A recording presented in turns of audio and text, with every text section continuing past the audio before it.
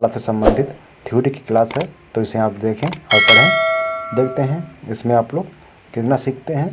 बाद में आप लोगों को इसके संबंधित क्वेश्चन भी कराए जाएंगे। ठीक है, तो चलते हैं पहले क्वेश्चन की तरफ। देखते हैं आज का हमारा पहला क्वेश्चन कौन सा बना हुआ है। तो शुरू करते हैं वर्णमाला। तो पहला हमारा है, पहली हेडलाइन इसमें जो हेडिंग होगी वो क्या है, तो ये है वर्ण। ठीक है, तो वर्ण के बारे में हम देख लेते हैं कि वर्ण के बारे में क्या है। तो क्या है, लिखित भाषा। लिखित भाषा की उस छोटी से छोटी ध्वनि को वर्ण कहते हैं जिसके खंड न किए जा सकें। ठीक है, उस छोटी से छोटी ध्वनि को हम वर्ण कहते हैं जिसके खंड न किए जा सकें, जैसे छोटा आ, छोटू ओ और ना। ठीक है, इत्यादि जो होते हैं इनके हम खंड नहीं कर सकते। ठीक है, तो वर्ण हमारी उच्चारित भाषा या वाणी की सबसे छोटी इकाई है। ठीक है, क्या है, तो वर्ण हमारी उच्चारित भाषा या वाणी की सबसे छोटी इकाई है, तो उसे क्या कहते हैं, वर्ण कहते हैं। ओके, चलते हैं देख लेते हैं नेक्स्ट। तो क्या है, किसी भाषा में प्रयुक्त होने वाले सभी वर्णों के क्रमबद्ध समूह को ही वर्णमाला कहते हैं। ठीक है, वर्णों के उच्चारण समूह को वर्णमाला कहते हैं। वर्णों के उच्चारण समूह को क्या कहते हैं, वर्णमाला कहते हैं। ठीक है, वर्णों के उच्चारण समूह को वर्णमाला कहते हैं। तो वर्णों के भेद कितने हैं, तो वर्णों के दो भेद हैं। कौन कौन से भेद हैं, स्वर और व्यंजन। ठीक है, वर्ण के दो भेद होते हैं। कौन कौन से हैं, स्वर और व्यंजन, दो भेद होते हैं वर्णों के। ठीक है, देख लेते हैं।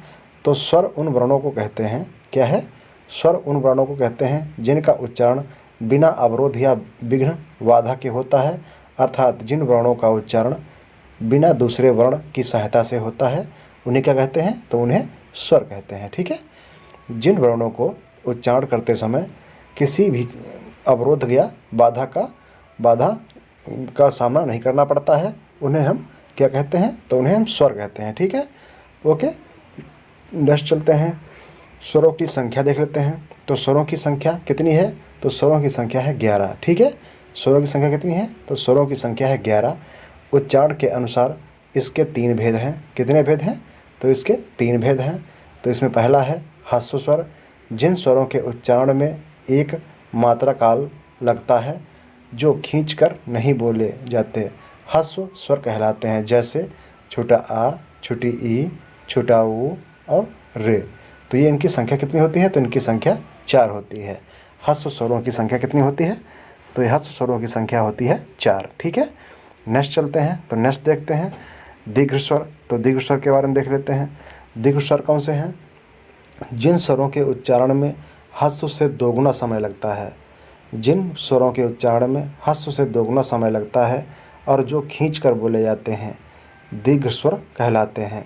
इनकी संख्या कितनी होती है, 7 होती है। कौन कौन से, बड़ा आ, बड़ी ई, छोटा ऊ, ए, ऐ, ओ और औ। ठीक है, तो इनकी टोटल संख्या है 7। ठीक है, चलते हैं नेक्स्ट की तरफ। तो नेक्स्ट देखते हैं प्लुत स्वर होते हैं। ठीक है, थर्ड हमारा हो जाएगा प्लुत स्वर। तो प्लुत स्वर क्या है, जिस स्वर के उच्चारण में तिगुना समय लगे उसे प्लुत स्वर कहते हैं। जैसे इसका कोई चिन्ह नहीं होता, इसके लिए 3 अंक लगाया जाता है। जैसे ओम। हिंदी में सामान्य रूप से प्लुत स्वरों का प्रयोग नहीं होता, वैदिक भाषा में प्लुत स्वर का प्रयोग अधिक हुआ है। इसे त्रिमात्रिक स्वर भी कहते हैं। ठीक है, क्या कहते हैं, इसे त्रिमात्रिक स्वर भी कहा जाता है। ठीक है, तो देख लेते हैं। ऐसे वर्ड जिनके उच्चारण में स्वरों की सहायता ली जाती है। व्यंजन के उच्चारण में आ की ध्वनि छिपी रहती है। आ के बिना व्यंजन का उच्चारण संभव नहीं है। ठीक है, आ के बिना व्यंजन का उच्चारण संभव नहीं है। चलते हैं तो देख लेते हैं व्यंजन। तो व्यंजन के बारे में देखते हैं। व्यंजन क्या है, तो व्यंजनों का मुख्य रूप से 3 भागों में बांटा गया है। कौन से हैं, तो पहला है स्पर्श। स्पर्श का अर्थ होता है छूना। जिन व्यंजनों का उच्चारण करते समय जीभ मुख के विभिन्न भागों को स्पर्श करती है उन्हें क्या कहते हैं, उन्हें स्पर्श व्यंजन कहते हैं। इन्हें 5 वर्गों में बांटा गया है। ठीक है, स्पर्श व्यंजन को 5 वर्गों में बांटा गया है। तो वर्ग कौन कौन से हैं, तो वर्ग हैं का, च, ट, त, प। ठीक है, जो का, च, ट, त, प ये 5 वर्ण हैं। ठीक है, तो चलते हैं नेक्स्ट देख लेते हैं। तो ये हमारे हो जाएंगे वर्ग, ठीक है। ये 5 वर्ग हो जाएंगे, देख लेते हैं। तो ये है का वर्ग, चा वर्ग, टा वर्ग, ता वर्ग और पा वर्ग, ठीक है। तो इसे का वर्ग को बोलते हैं कंठ, चा वर्ग को बोलते हैं तालु, टा वर्ग को बोलते हैं मूर्धा, ता वर्ग को बोलते हैं दंत और पा वर्ग को बोलते हैं ओष्ठ, ठीक है। पा वर्ग को बोलते हैं ओष्ठ वर्ण, ठीक है। चलते हैं नेक्स्ट की तरफ। तो नेक्स्ट है अंतस्थ व्यंजन। तो अंतस्थ व्यंजन के बारे में देखते हैं। अंतस्थ व्यंजन क्या है? अंतस्थ तो अंतः का अर्थ है भीतर या बीच में स्थित। जिन व्यंजनों का उच्चारण करते समय जीभ मुख के भीतर किसी भाग का पूरी तरह से स्पर्श नहीं करती, उन्हें अंतस्थ व्यंजन कहते हैं। इनके उच्चारण में सांस का अवरोध बहुत कम लगता है। इसकी संख्या 4 है। तो इसकी संख्या कौन सी 4 है? या, रा, ला और वा, ठीक है। अंतस्थ व्यंजनों की संख्या कितनी है? तो अंतस्थ व्यंजनों की संख्या 4 है, ठीक है। इसमें जो पहले 2 वर्ण हैं या और रा, इन्हें क्या कहा जाता है? इन्हें अर्ध स्वर भी कहा जाता है, ठीक है। इन्हें अर्ध स्वर भी कहा जाता है, ठीक है। ओके, या और रा को, या और वा को, ठीक है। यहाँ पे पहले वर्ण नहीं, या और वा जो है ये इन्हें कहा जाता है अर्ध स्वर, ठीक है। और रा जो है तो ये हमारा कैसा वर्ण हो जाएगा और ला कैसा वर्ण हो जाएगा, ठीक है। तो ये आपको हमें कमेंट बॉक्स में बताएं, ठीक है। चलते हैं नेक्स्ट क्वेश्चन की तरफ। नेक्स्ट देखते हैं ऊष्म व्यंजन, ठीक है। ऊष्म व्यंजन के बारे में देखते हैं। ऊष्म का अर्थ है गर्म, ठीक है। ऊष्म का अर्थ है गर्म। जिन व्यंजनों के उच्चारण में मुख से बाहर ऊष्मा निकलती प्रतीत होती है, उन्हें ऊष्म व्यंजन कहते हैं। इनकी संख्या 4 है। श, श और श, ह। नोट: ऊपर दिए गए व्यंजनों के नीचे एक छोटी सी तिरछी रेखा खींची गई है। इसे हलंत अथवा हल चिन्ह कहते हैं। इसके लगने पर वर्ण का उच्चारण स्वरहीन माना जाता है, ठीक। इसके लगने पर वर्ण का उच्चारण स्वरहीन माना जाता है, ठीक है। चलते हैं देख लेते हैं। तो संयुक्त व्यंजन जो है, अब देखते हैं संयुक्त व्यंजन के बारे में। तो संयुक्त व्यंजनों की रचना 2 या 2 से अधिक व्यंजनों के प्रयोग से होती है। प्रायः व्यंजनों को संयुक्त व्यंजनों के रूप में व्यवहार में लाया जाता है, ठीक है। तो छा का जो है वो छा किससे मिलकर बना है? तो ये का प्लस सा से मिलकर बना है। त्रा किससे मिलकर बना है? तो ये ता प्लस रा, ठीक है। आधा ता प्लस रा से मिलकर त्रा बना हुआ है। ज्ञ किससे बना है? तो ज्ञ बना है आधा जा प्लस या, ठीक है, के मेल से बना है ज्ञ, ओके। श्रा किससे बना है? आधा शा प्लस रा, तो श्रा सा से मिलकर बना है, सा प्लस रा से, ठीक है। चलते हैं नेक्स्ट क्वेश्चन की तरफ। तो नेक्स्ट देखते हैं द्वित्व व्यंजन। तो द्वित्व व्यंजन जो है वो कौन से कहलाते हैं? जब एक व्यंजन ध्वनि अपने ही जैसी अन्य व्यंजन ध्वनि से मिलकर एक हो जाती है, उसे द्वित्व व्यंजन कहते हैं। द्वित्व व्यंजन में पहला व्यंजन स्वर रहित होता है, जैसे पत्ता, सच्चा, चक्कर, अन्न, अम्मा, लट्टू, टट्टू। ये जो होते हैं का वर्ण, का वर्ग आदि 5 वर्णों के दूसरे और चौथे वर्ण को द्वित्व नहीं होता, ठीक है। पहले जो है दूसरे और चौथे वर्णों का द्वित्व नहीं होता। जहाँ द्वित्व नहीं होता वहाँ संयोग नहीं होता। जैसे च प्लस छ, तो कहा छिच्छ नहीं होता, ठीक है, मच्छर, ओके। फिर है का प्लस खा, तो कहा कख, तो कहा अक्षर नहीं, आदि जैसे ये शब्द हैं ये नहीं बनते, ठीक है। चलते हैं नेक्स्ट क्वेश्चन की तरफ। नेक्स्ट क्वेश्चन है अनुस्वार और अनुनासिक। अनुस्वार और अनुनासिक। तो अनुस्वार क्या कहलाता है? तो अनुस्वार में आधी बिंदी ऐसे रखते हैं, अनुनासिक में बिंदी ऐसे होती है। इनमें अलग ध्वनियाँ हैं, इनके प्रयोग में सावधानी रखी जाती है। अनुनासिक के उच्चारण में नाक से बहुत कम सांस निकलती है और मुंह से अधिक, जैसे आंसू, आंत, गाँव, चिड़िया आदि, ठीक है। जैसे हम लिखेंगे अंग, ठीक है, तो अंग में ऊपर खाली बिंदी रखेंगे, ठीक है, और लिखेंगे आंगन, ठीक है, तो आंगन में ऐसे बिंदी रखेंगे, ठीक है, ओके। तो ये हो गया हमारा अनुस्वार, ये अनुस्वार है और ये अनुनासिक है, ठीक है। चलते हैं नेक्स्ट क्वेश्चन की तरफ। तो नेक्स्ट देखते हैं, यही है अभी। तो इसके हम वो देख लेते हैं, मतलब आप जो मतलब उदाहरण, ठीक है। तो अनुस्वार के उच्चारण में नाक से अधिक सांस निकलती है और मुख से कम, जैसे अंक, अंश, पंच, अंग, ये हैं सब क्या है, तो ये अनुस्वार हैं, ठीक है। नोट, तत्सम शब्दों अनुस्वार लगता है, तत्सम शब्दों में अनुस्वार लगता है और उनके तद्भव रूपों में चंद्र बिंदु लगता है, ठीक है। जैसे अंगुष्ठ तो अंगूठा, दंत से दांत, अंत्र से आंत, ठीक है। ये जो वर्ण हैं जिससे तद्भव शब्दों में, तद्भव शब्द कैसे कहलाते हैं, तद्भव शब्द कहलाते हैं। तो जो तत्सम शब्द है, तत्सम शब्दों ये अनुस्वार लगता है, तत्सम शब्दों में जो है अनुस्वार लगता है और उनके तद्भव रूपों में चंद्र बिंदु लगता है, ठीक है। तो तद्भव शब्द जो होते हैं वो कैसे कहलाते हैं, वो चंद्र बिंदु वाले शब्द कहलाते हैं, ठीक है। चलते हैं नेक्स्ट क्वेश्चन की तरफ। तो नेक्स्ट क्वेश्चन है, तो देखेंगे प्रयत्न। तो प्रयत्न के बारे में देख लेते हैं, प्रयत्न कौन कौन से हैं। तो प्रयत्न है, प्रयत्न का अर्थ है कोशिका या चेष्टा, वर्णों के उच्चारण हेतु मुख द्वार की जाने वाली चेष्टा या यत्न या प्रयत्न कहलाता है। प्रयत्न दो प्रकार का होता है, अभ्यंतर प्रयत्न, बाह्य प्रयत्न, ठीक है। अभ्यंतर प्रयत्न और बाह्य प्रयत्न। तो प्रयत्न कितने प्रकार के होते हैं, प्रयत्न होते हैं दो प्रकार के, अभ्यंतर प्रयत्न और बाह्य प्रयत्न, ठीक है। तो बाह्य प्रयत्न के चार भेद होते हैं, कौन कौन से हैं, सघोष, अघोष, अल्पप्राण, महाप्राण, ठीक है। तो इनके बारे में हम आगे फुल डिटेल देखेंगे, पहले अघोष के बारे में, फिर सघोष, अल्पप्राण, महाप्राण, ठीक है। चलते हैं आगे देखते हैं। तो यह वर्णमाला में घोष, ठीक है। तो घोष वर्ण क्या कहलाते हैं देख लेते हैं। जिन वर्णों का उच्चारण करते समय प्राणवायु में प्रकंपन होने के कारण गूंज उत्पन्न होती है, उन्हें घोष वर्ण कहते हैं, ठीक है। जिन वर्णों का उच्चारण करते समय प्राणवायु में प्रकंपन होने के कारण गूंज उत्पन्न होती है, उन्हें घोष वर्ण कहते हैं। जैसे नोट है, प्रत्येक वर्ग का तीसरा, चौथा और पांचवा प्लस सभी अंतिम वर्ण प्लस सभी स्वर या र, ला, व और हा आते हैं, ठीक है। किस में आते हैं ये, तो ये घोष वर्ण में आते हैं, ठीक है। देख लेते हैं, ये इसका सूत्र है, यह सूत्र इसका क्या है, सूत्र है 3, 4, 5, मतलब तीसरा, चौथा और पांचवा सब वर्ण प्लस सभी स्वर प्लस या र, ला, व, हा, ठीक है।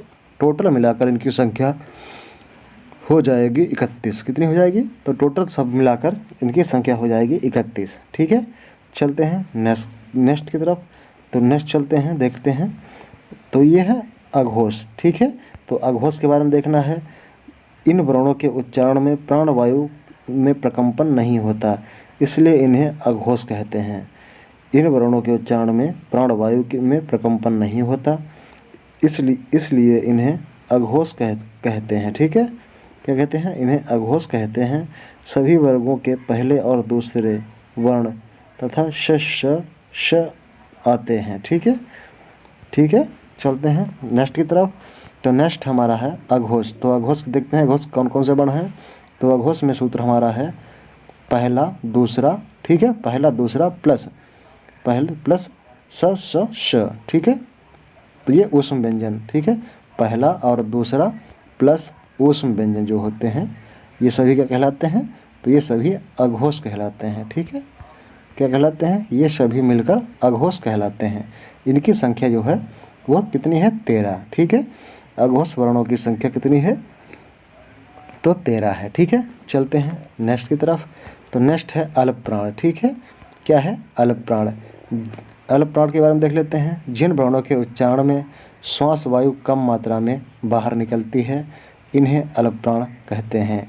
सभी वर्गों का पहला, तीसरा और पांचवा वर्ण एवं या, र, ला, व एवं सभी स्वर आते हैं, ठीक है।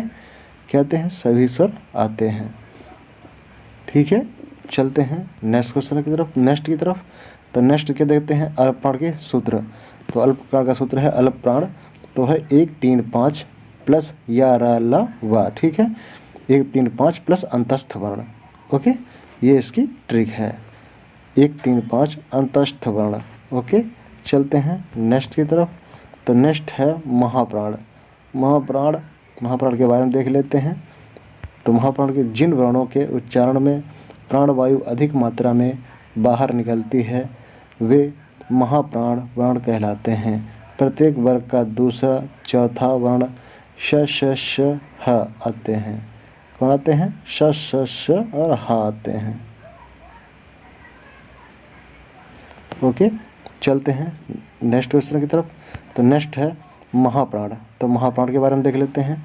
महाप्राण कौन कौन से हैं? तो 2 और 4, 2 और 4 प्लस ऊष्म व्यंजन, ठीक है, प्लस ऊष्म व्यंजन जो होते हैं वो कहलाते हैं महाप्राण, ठीक है। दूसरा और चौथा प्लस ऊष्म व्यंजन सभी क्या कहलाते हैं? महाप्राण कहलाते हैं, ठीक है। देखते हैं आगे वर्णों का उच्चारण, ठीक है। तो क्या देखते हैं? वर्णों का उच्चारण। कोई भी वर्ण मुंह के विभिन्न भागों से बोला जाता है, इन्हें उच्चारण स्थान कहते हैं। मुख के 6 भाग हैं। कौन कौन से हैं?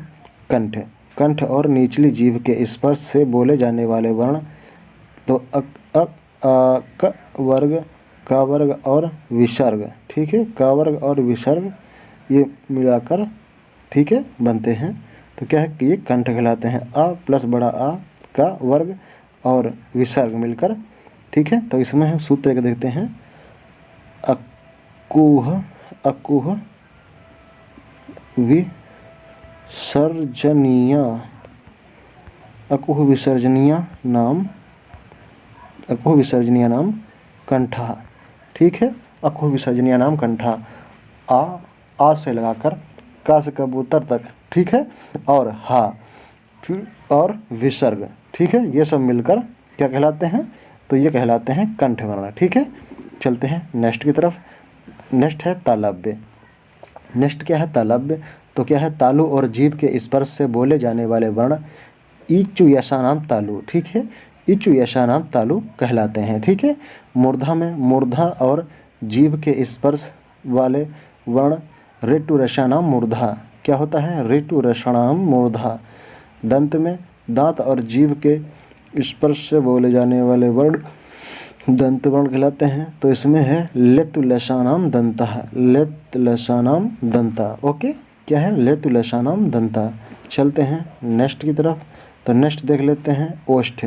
ओष्ठ होता है दोनों ओठों के स्पर्श से बोले जाने वाले वर्ण छुटाऊ, बड़ाऊ, रिल, ठीक है, यही हमारे में रह गए, ठीक है। तो दोनों होठों के स्पर्श से बोले जाने वाले वर्ण छुटाऊ, बड़ाऊ और पावर्ग हैं। तो वह है उपपादमनीय नाम ओष्ठा, ठीक है, उपपादमनीय नाम ओष्ठा। नासिक के वर्ण कौन से हैं? प्रत्येक वर्ग के पंचम अक्षर के उच्चारण में नासिका भी सहायक होती है। नासिका की सहायता से बोले जाने वाले वर्ण क्या कहलाते हैं? तो ये नासिक के व्यंजन कहलाते हैं, ठीक है। कैसे कहलाते हैं? तो ये नासिक के व्यंजन कहलाते हैं। चलते हैं नेक्स्ट की तरफ। तो नेक्स्ट है कंठ तालव्य व्यंजन। कौन से? कंठ तालव्य व्यंजन। कंठ और तालु में जीभ में स्पर्श से बोले जाने वाले वर्ण क्या कहलाते हैं? कंठ तालव्य वर्ण कहते हैं। तो ए दैतो कंठोष्ठा, ठीक है, ए दैतो कंठ तालव्य, ए दैतो कंठ तालव्य। फिर देखते हैं कंठोष्ठ के बारे में। कंठ द्वारा जीभ और होठों के कुछ स्पर्श से बोले जाने वाले वर्ण कंठोष्ठ कहलाते हैं। तो क्या है? ओ दौतो कंठोष्ठः, ठीक है, ओ दौतो कंठोष्ठः। दंतोष्ठ में है दांत से जीभ और होठों के कुछ योग से बोले जाने वाले वर्ण क्या कहलाते हैं? तो ये कहलाते हैं दंतोष्ठ। वकारोष्ठा दंतोष्ठा, ठीक है, वकारोष्ठा दंतोष्ठा होता है। फिर है नेक्स्ट है वर्णमाला में स्वनिम ध्वनियाँ। तो स्वनिम ध्वनियाँ कौन कौन सी हैं ये देख लेते हैं। कुछ अन्य ध्वनियाँ विकसित हो गई हैं, ऐसी ध्वनियाँ जो स्वनिम ध्वनियाँ कहते हैं।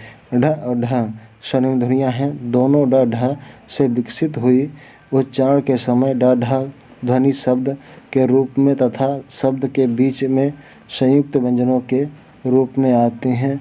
शब्द के बीच तथा अंत में ये ड ढ में बदल जाती हैं, ठीक है, ड ढ में ये बदल जाती हैं, ठीक है। चलते हैं नेक्स्ट की तरफ।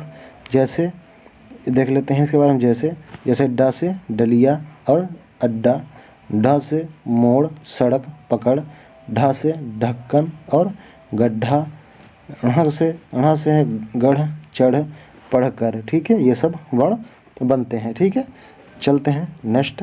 तो नेक्स्ट आगे देखते हैं अयोगवाह वर्ण। ठीक है, तो अयोगवाह वर्ण कौन से हैं? अनुस्वार और विसर्ग दोनों ध्वनियाँ न स्वर हैं न व्यंजन हैं। इनका स्वर और व्यंजन के साथ योग नहीं है, इसलिए यह अयोगवाह कहलाते हैं। जैसे अंग और आह। ठीक है, अंग और आह इसमें सही है।